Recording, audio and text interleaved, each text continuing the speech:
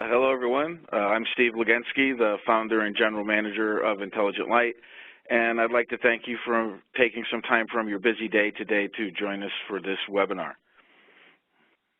I'd like to start by just introducing Intelligent Light to those of you who are not familiar with us.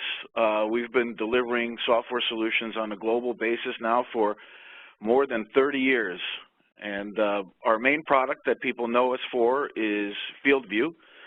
That was launched way back in 1990, and it really has become kind of a global standard for people who are doing mission-critical CFD, especially large-scale CFD. We've begun to work with the Visit LiveSim code, which comes from the Department of Energy Lawrence Livermore Lab in 2014. We have an SBIR-funded research program to commercialize and bring that extreme scalability to the commercial marketplace. In addition to the software products that we deliver and support, we run an applied research group, and as Greg mentioned, Dr. Earl Duque heads up the applied research group, and their mission is to attack some of the biggest or hardest problems in CFD and in data management and post-processing that won't really affect industry for 5 to 10 years, but we have to get our feet into there. We have to develop technologies so that they can later be brought back into the commercial products. And then we have a custom engineered solutions team, and their mission is to go out to our customers and help them implement some of these more advanced engineered workflows. Perhaps they don't have the time or the resource to be able to put in a full end-to-end production workflow for large scale. And we've done that kind of work for everybody, ranging from small research organizations to some of the top Formula One teams. Intelligent Light is also active in research and publishing. We have several CFD practitioners on staff, and really part of that cooperative slide that Greg showed is that we rely on CRE. CRE has been very generous in their support to us so that we can run some very large-scale problems for workshops and for benchmarks. And again, learning about those environments helps us advise our customers. We perform research that's funded by Department of Energy, by DOD, by industrial partners, SBIRs, or cooperative research grants.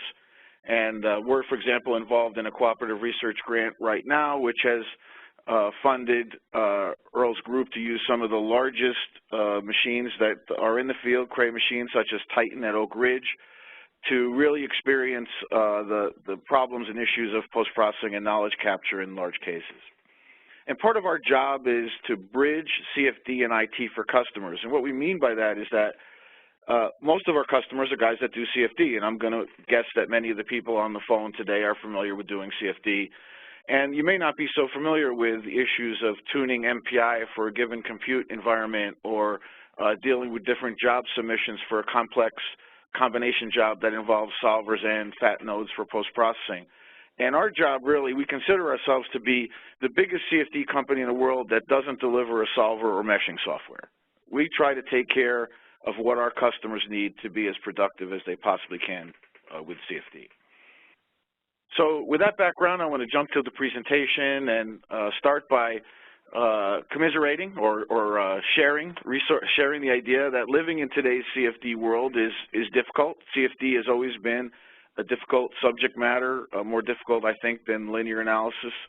And typically, people are dealing with much larger files, masses of solution data, multiple solver codes. It might be discipline-specific, varying geometries. Some might be moving geometry. Some might be fixed geometry. Different time scales ranging from combustion, which happens on a very time scale, to things that can be done on a longer time scale. And those things are kind of on the CFD technology side. And then there's the world that we all operate in, right? The wonderful machines from CRE and others produce data more rapidly. And one of our customers at a very large industrial company, very large, said that they can really only look at 10% of the data they can compute. That's an interesting problem. Companies today are distributed both physically and logically, and people need to collaborate. They need to compare results, and these are the kinds of things that come together to make CFD and CFD in an organization a complex endeavor. So what I have on the slide is some pictures from a project that Earl has been participating in, the AIAA Hover Prediction Workshop. And here we have 7 participants in 3 countries that are trying to work together to understand the difference between prediction methods for things like helicopter performance, rotorcraft performance. And because it's a workshop, people have to share data.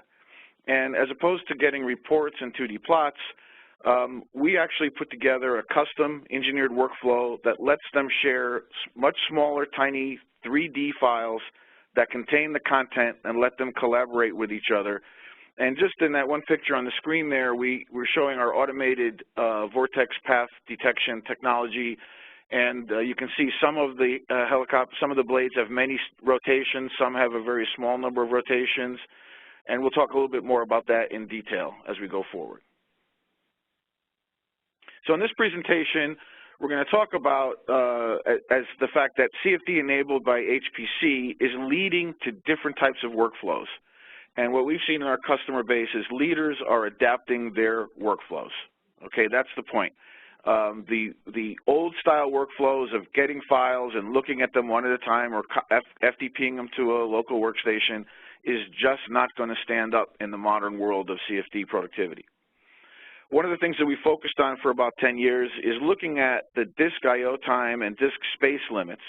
And we really think that that affects a lot of the decisions that companies make with their CFD workflows. We know of some companies that actually have to limit the problem size because in order to get a turnaround overnight between FTPing and copying and reading and all that stuff, they actually limit the amount of engineering that their team can do. So one of our solutions is to rethink the CFD workflow with extracts. I'll talk about that. And then we'll go back to the hover prediction workshop as a case study, talk about the specific workflows and some issues there, and then try to motivate you to think about engineering your CFD workflow into this new way of getting the most productivity from the resources that you have. CFD workflows, as I said earlier, are challenging. One of the things that CFD practitioners face is that the space of solutions you can consider is bounded by resources. How much time is it going to take to mesh your problem? What kind of compute is available and how long are you going to wait to get into a queue? What kind of disk storage do you have for your output files? How many time steps can you really run because of disk storage issues? How are you going to get the results, the value from those post-processing files, and keep your eye on the clock for the reporting deadline, whether it's an overnight report, which we see many times in the auto industry and also in Formula One is kind of an overnight turn is very common. And some of the other engineering problems have a larger time frame, but still there's a deadline. There are many time-consuming steps that must be completed before you get the results files. And results files are kind of thought about as the end, the golden yield, right? Because there's so many issues that can get in your way, get into those results file, like the mesh isn't good, the solution doesn't converge, you got kicked out of a queue, you ran out of disk space. So when you finally get to those files, many things have happened before you get to those files. And by time consuming, I mean not only CPU time, but waiting time, like waiting to get in the queue. That's zero progress is happening. Or FTPing files from one end of the country to the other. That's just time when you're not doing engineering. So finally, when you get all set up, the post-processing step or the analysis is where you actually get the value from all the effort and time spent in front. And that's part of the spirit of intelligent light that is in what we live and breathe every day, that our job is to help that part of the process get you the most value from those calculations and models that you've built. Take a step back and look at the last 25 years of computing. As I said, I've been doing this intelligent light for quite a long time. And we've had the same customer, very proud, Neil Chatterjee at NASA Ames Research Center. And this is some of his work from 1988 to 2011. On the upper left side image, we have an F-16 model.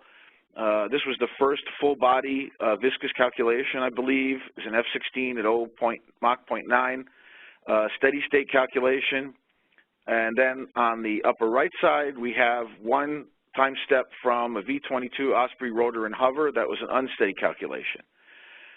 The F-16 was 500,000 grid points. The Osprey was 660 million grid points. So that's a 1,000-fold increase in the amount of data and the resolution of the CFD. The F-16 was 25 hours on one processor of a Cray XMP. The V-22 was 180 hours on 1,536 processors. So if you do the math, roughly we've got a 10,000-fold increase in supercomputing power in that 25-year period. And you can just tell from the images and the kinds of things being studied that, both, in addition, the meshing and the physics capabilities and also post-processing has increased a lot in those 25 years. But one thing that has lagged behind is disk performance. Okay, whenever you're writing files to disk, whether they're your restart files or what have you, it's a bottleneck. And this chart, I like this chart here, is it goes from 1979 to 2011, I believe. In that chart, disk capacity has increased 82,000 times. So it's about on the order of the 100x performance in supercomputing. But the disk throughput has increased 72x. And this is actually from disk manufacturers. So this is not, this is probably an optimistic 72x, right? And so actually, when going backwards, compute is going ahead by orders of magnitude, and disk is still stuck in 2 orders of magnitude in terms of speed. And some of our customers have also told us that the cost, we can go down to Staples and buy a terabyte drive for $100, but supporting a terabyte drive inside of a major corporation with all of the overhead and the power and IT can cost many hundreds of dollars a year. So we focused on this disk bottleneck here at Intelligent Light and try to look for some opportunities. And so the question is, what can be done about the gap between CPU capability and disk performance? So the thing we can try to attack is the file storage and trying to reduce it. And the issues here are that HPC systems are more than capable of producing results files that are problematic to store, access, and share. And maybe some of you out there know the familiar feeling that, the CFD guys are the ones hunted down by the IT team for consuming all the disk space. What happened to all the disk space? It must be those CFD guys. So this is especially true for people doing unsteady CFD, and now with the advent of more and more aeroacoustics analysis where you need very high frequency results files, people with remote HPC resources, they're either physically remote on the other side of the country or the world, or they're logically remote, meaning they're only available by a slow ability to copy files. Large size models. It's common, for example, in today's Formula One to see billion cell size models being turned around overnight. It's more and more common. We're seeing it in some of our high-end aerospace companies, seeing that kind of resolution. And on the other side is optimization and design space exploration, where perhaps you only have a 50 million or 100 million cell problem, but you have 10,000 of them.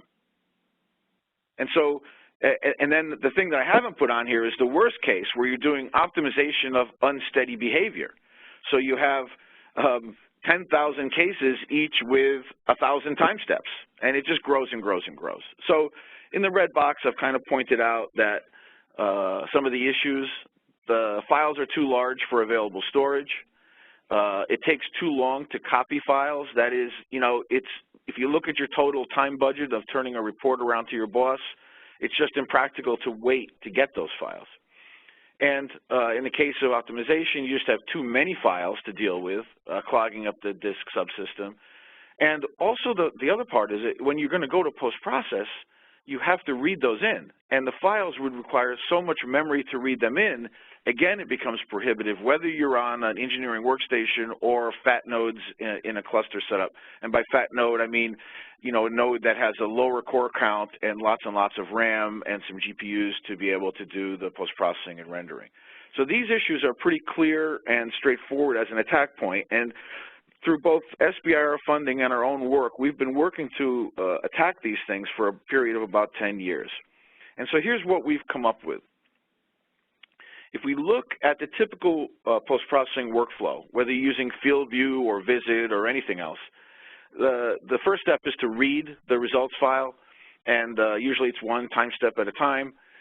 And then you operate the software to ask for cutting planes or isosurfaces, or you want to see the geometry of your object. And so either through a script or by pressing buttons, you're operating and asking for these things to be computed from the big CFD data.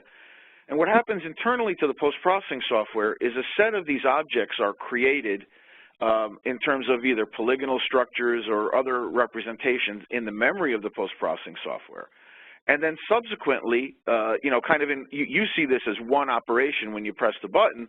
They're then rendered or animated, or perhaps you're doing a force integration, plotting values or outputting images, right? So you kind of see the press the button to create, and then a picture appears on the screen. But internally, there's a series of steps that happen. And the thing that we focused on is these objects that are created by domain experts, because you've decided that they're of value to your knowledge capture, and you have commanded the post-processing software to extract them from the volume data. So let's make an imagination here that we could split the process at the stage where we have objects already created. So in this slide, you can see I've kind of drawn a line across and said, what if we said we're going to divide the post-processing workflow into two pieces, that computing the objects and then doing something with them. And so here we reorganized our diagram to look at post-processing as having two parts. The part that reads the big CFD data and computes these objects that the domain expert is interested in. And then we write them into a file, which we call these things extracts, right? They're extracts from the big flow field. And then subsequent to that, you read the extract file in to a post-processing software. And from the extract file, you have the same objects, and you do the post-processing step, visualize, render, rotate around, change the variables, change the color maps, do all those kinds of things. So conceptually, we're talking about dividing the workflow into two pieces.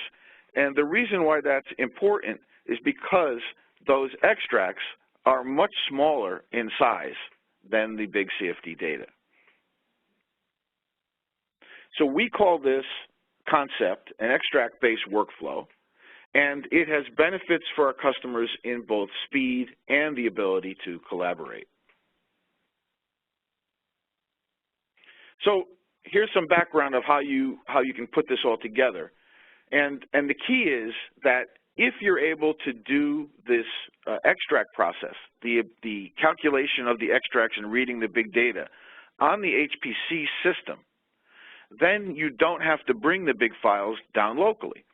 And how we get that all to happen is with automation. So people are already using automation in their workflows. Scripting, as we all know, can save effort and time and maximize the use of resources.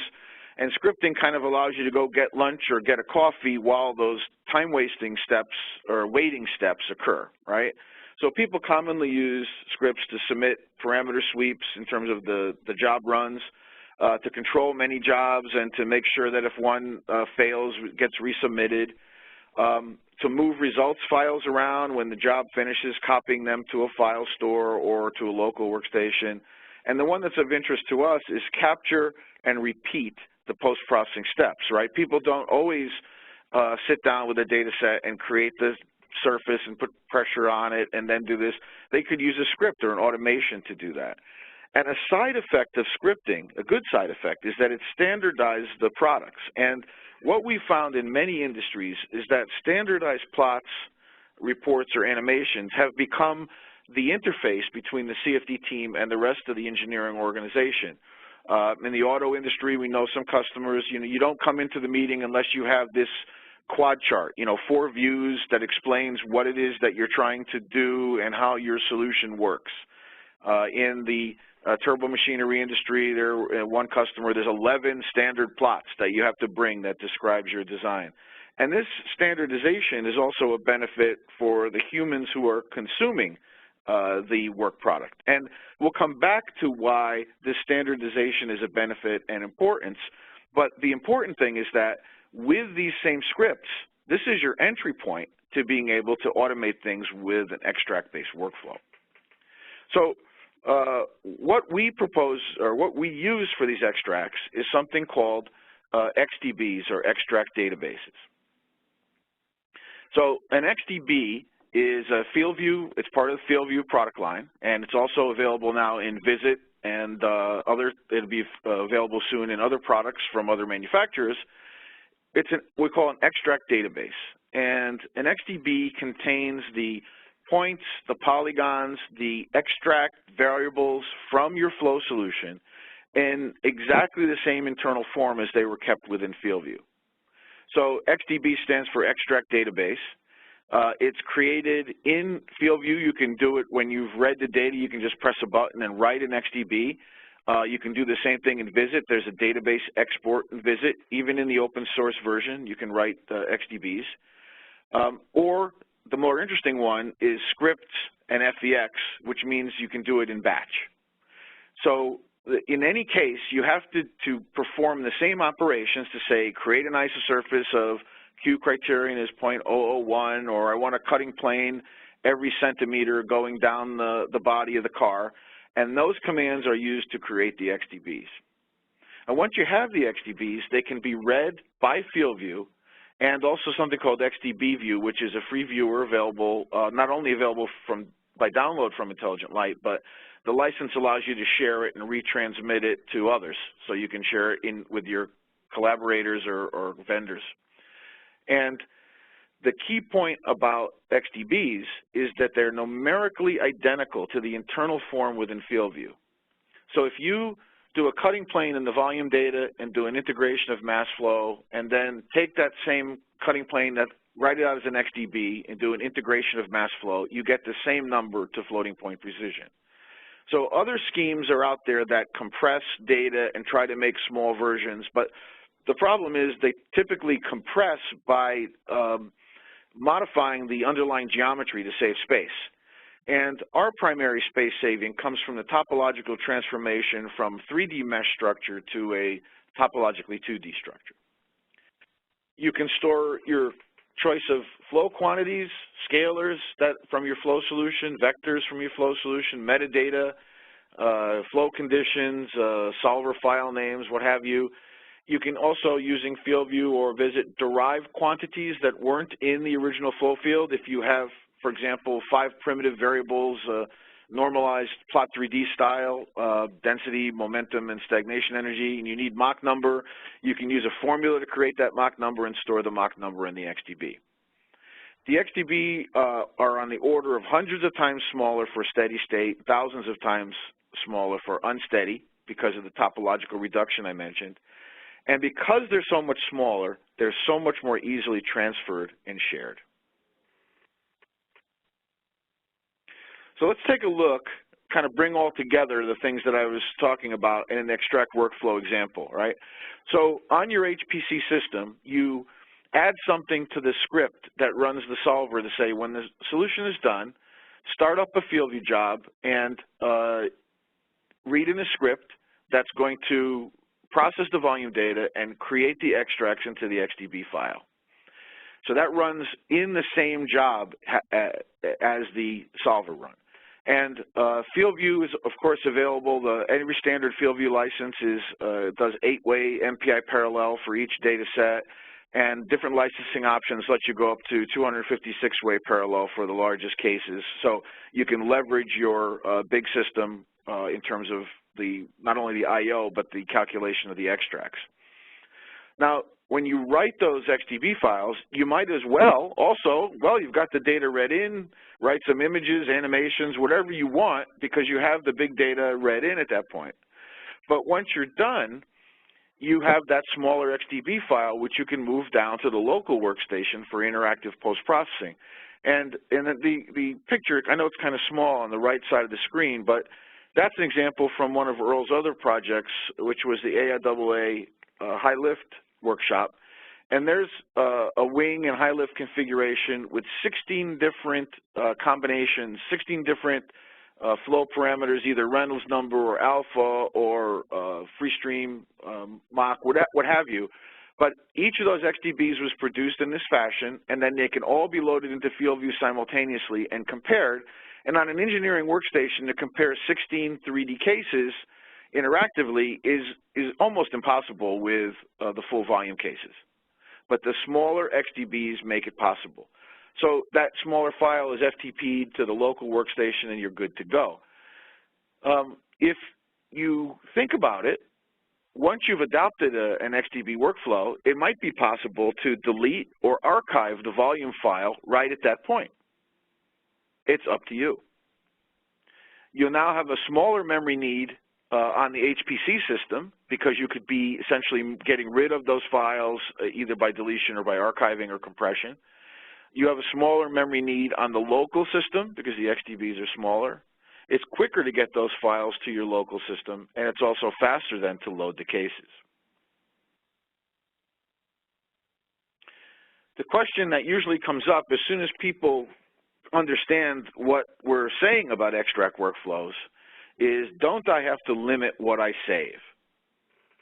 And in fact, the point about making that choice up front, deciding what I'm going to put out on the HPC system and then have only the XDBs later, that's a big step for a lot of people. So here's my answers. There's three major points to the answers here, which is, for many people, the decisions have already been made on standard plots. So we're coming back to the point I made earlier about standard work and scripts. If you're already using scripts for standard work and standard plots, you add one line to your script file and write the XDBs. That's it.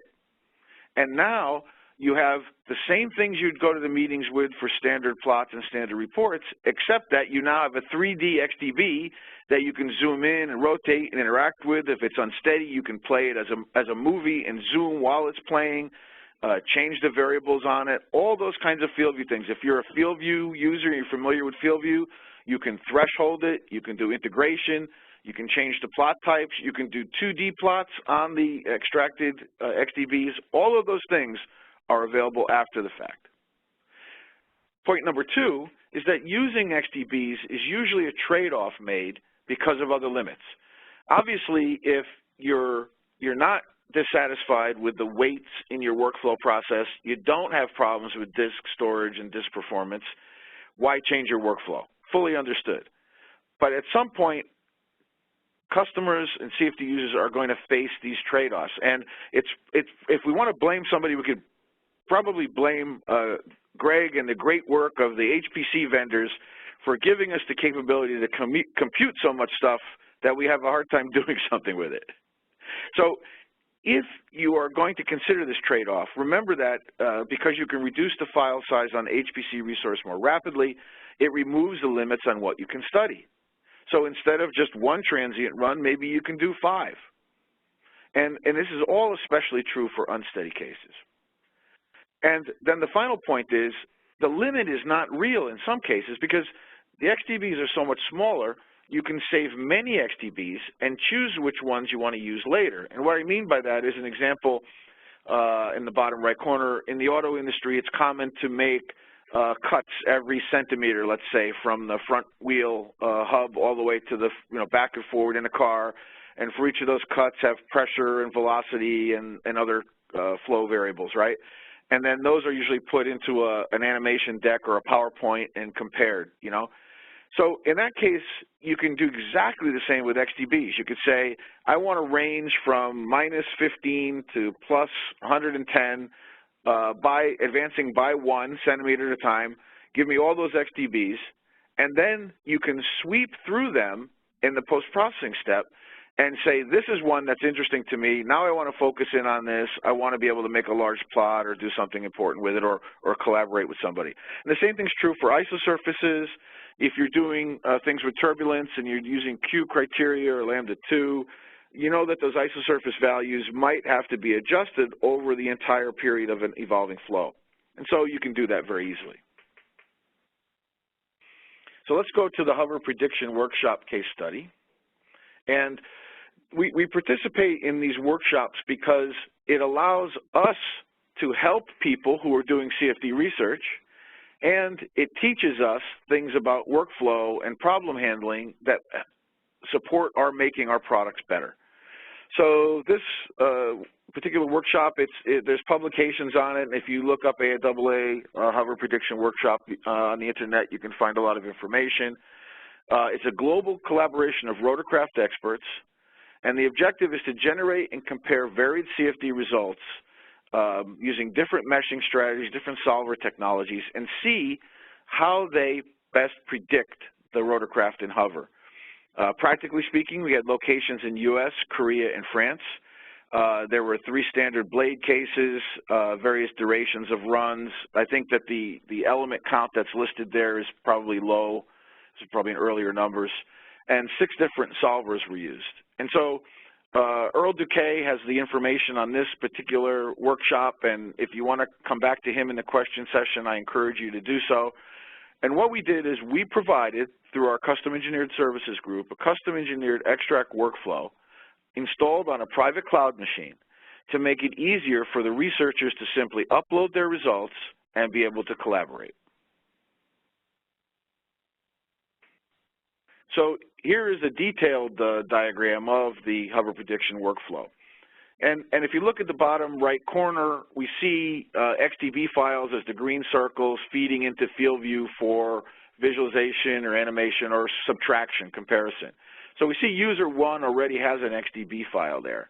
And let's suppose we're going to handle user 2's workflow. User 2 just has a solution case and he wants to deal with it. So it's uploaded to the server and he runs a script. So step 1, the data is uploaded to the shared remote HPC resource.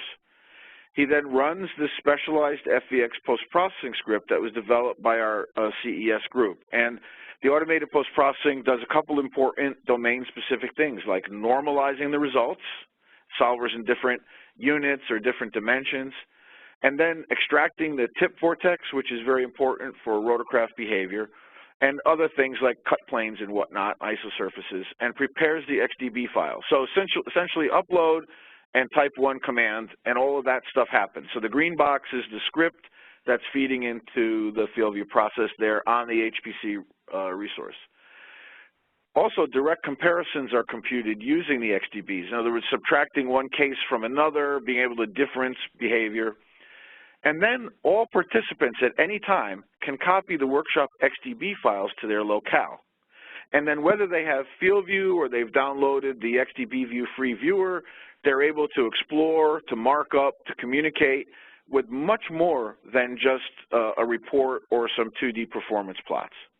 Okay, and what we've been told by the organizer is that, you know, in his mind, this is the first time that something on this level has been put into place to make it easy for the people who are rotorcraft experts to make comparisons on a high level without thinking of the mechanics of post-processing. And because the XDBs are so small, people can actually collaborate. And Earl has actually gone to various meetings like supercomputing or the AIAA SciTech meeting, brought these XDBs, and we have meetings with people right there going over and talking about flow physics. So here's a couple of pictures from the workshop. We have here we're looking at some cut planes, and what we're interested in is basically these are all operating under the same thrust condition, but we're interested in something called wake contraction. And so the wake of the rotorcraft is shown in the brownish or dark red color, and you can see that wake contraction is very different, similar but different between the different solution methods that are out there. The next slide shows isosurface of Q criteria colored by W velocity. So again, these are XDBs that are created, and they're all standardized. They have the same Q criteria. So these are really apples-to-apples comparisons, okay? And you can see that some of the solutions are better at predicting a clean tip vortex. Other solutions have more noise. And I'll point out that what you're seeing here from the CFD perspective is some of these cases are structured grids with Cartesian background grids. Some are fully unstructured. Some are hybrid methods with wake models. The topology, that mesh topology makes a big difference. Also, the mesh resolution is changed for some of these.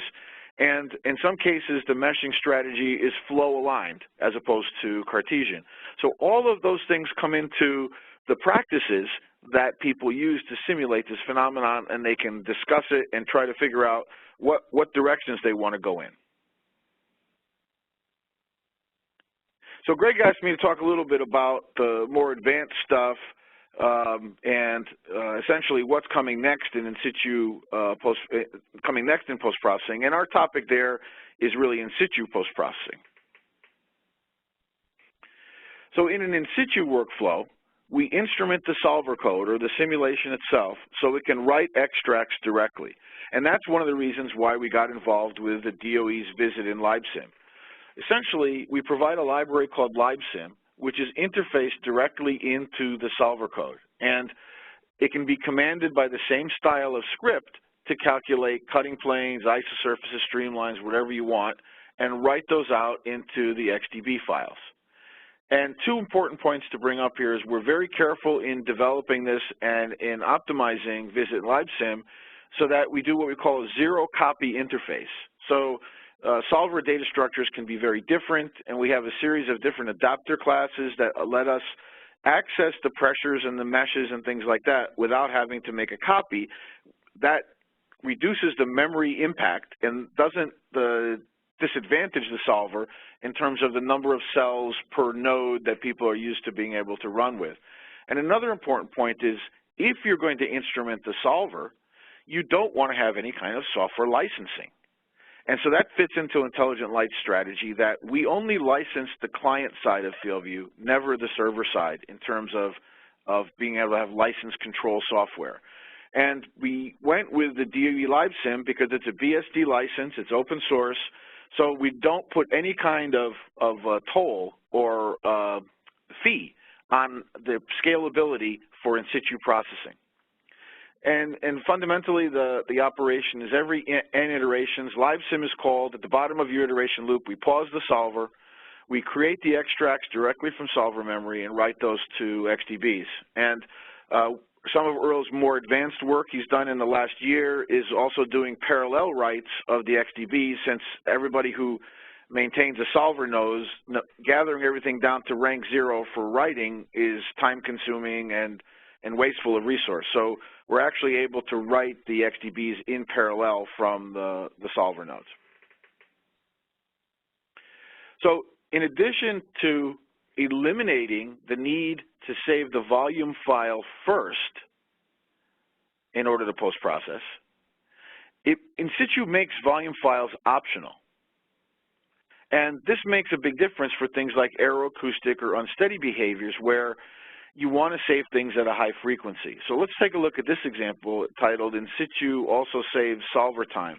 So this is from one of the groups who we helped instrument their solver with In Situ. It's Create AV, the Kestrel workflow system. And this is a run on a notional helicopter called the GT helicopter, Georgia Tech. It has 2 blades and a cylindrical body, and it has viscous grids around the objects and then an AMR Cartesian background grid strategy. You can kind of get a view of that in the bottom right corner, and the AMR meshing changes every time step in addition to the body fit grids on the blades. We write the XDB extracts every 5 solver iterations. The size of the problem, 32 million cell unstructured for the viscous part, and the background grids, 220 million cell AMR grid. And we write those every 5 iterations. That's very quick to write a file. If the volume data were written every 5 iterations, it would require 30% of the wall clock time. So think about that. That means that your productivity for solver calculation or advancing in time is paying a price of 30% to be able to gather together and write out the volume files for some kind of an unsteady phenomenon. The in situ in this example took 3% of simulation time, and the XDBs were 21x smaller than the volume files in this case. Okay, so in situ has many, many benefits. Again, it allows you to avoid writing the volume files at all or writing them less frequently. Maybe you write an extract every 5 iterations and a volume file every 100 iterations or something like that. It's your choice. It's up to you. We have succeeded in getting Visit LiveSim into our CFD community. It's involved in Create AV Kestrel. We supported that integration. NASA has an integration for 2 codes, Fun3D, and also there's a version for Overflow. We are working with industrial customers who have in-house codes to integrate this capability. And without going into detail, I can say that we're also working with some of the commercial solver companies to integrate this capability for the benefit of customers as well.